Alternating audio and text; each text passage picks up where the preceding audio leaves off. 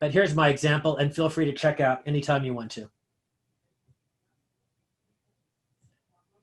And if you need to check out, trust me, this whole example is only 5 minutes long.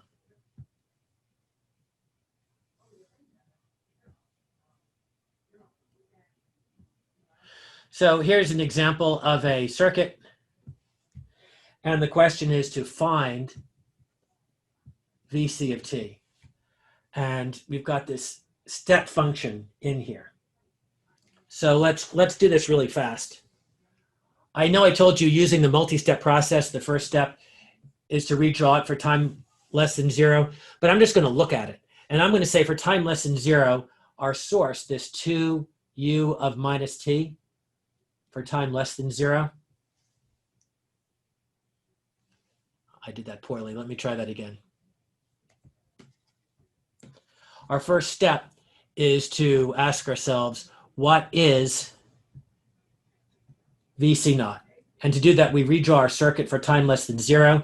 For time less than 0, our source is equal to 2. And why is that? We can pick any arbitrary time less than 0. Let's say minus 10.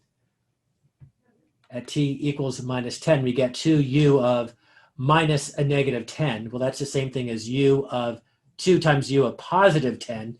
And we know u of any time for time greater than 0 is 2. So that's a 2. So our circuit for time less than 0 is a 2-volt source.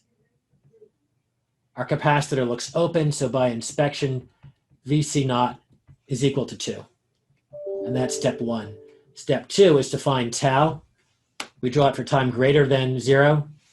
I'm not going to do it because this is such a simple circuit. I think it's clear that there's only one R, there's only one C.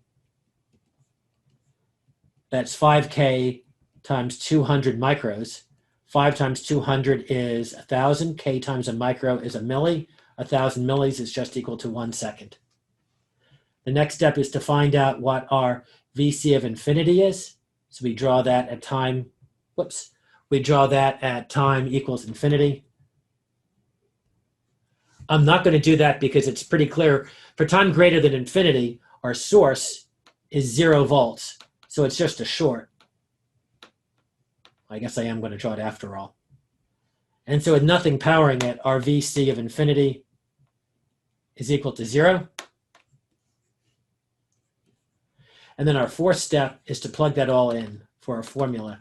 And our formula says it's VC of infinity, which is 0, plus VC naught, which is 2, e to the minus t over tau. Tau is, what do we say, is 1. So it's just 2 e to the minus t seconds. I'm sorry, 2 e to the minus 2 e to the minus t volts.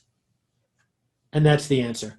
So that's how you can use unit step functions to help solve circuits. Any questions on that before I go? I kept my promise that it was under 5 minutes. One question, sir. So when you multiply the negative 10 and you plug it into the step function, how exactly does... I didn't multiply it. What I said, so your question is what does the graph of 2u of minus t look like? Yes, yes. And so let's plug in some values. Firstly, what is u of 17 going to be? That's equal to 2u of negative 17. So what is that value? What's u of negative 17? It's not sure. Let's take a quick look at what u is. Yeah. So here's our value of u.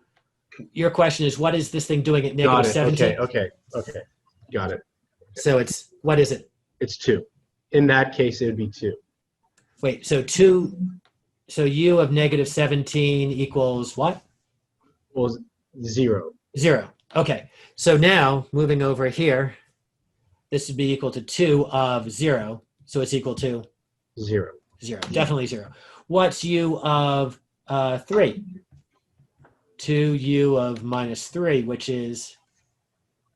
Also 0. Also 0. What's u of negative 1? That would be 2u of positive 1, which would be equal to? 2. 2. And where does it switch? it switches at U of 0. So if we were to graph that here, we'd end up with something that is a constant 2 over here. And then at time equals 0, it suddenly switched down to 0.